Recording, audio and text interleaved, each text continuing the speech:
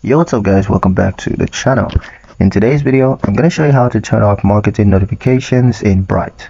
Are you tired of promotional messages from Bright? Well, here's how to turn off marketing notifications and keep things focused. Start by opening the Bright app and tapping on your profile icon. Then go to settings and then tap notifications.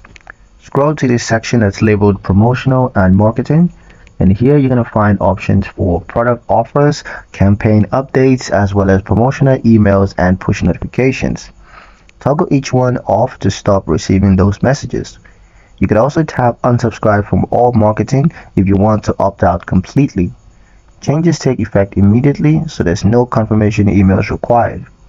Now your notifications will only include what truly matters to your financial life. Like, share, and subscribe for more bright guys that put you in control. Catch you guys in the next one.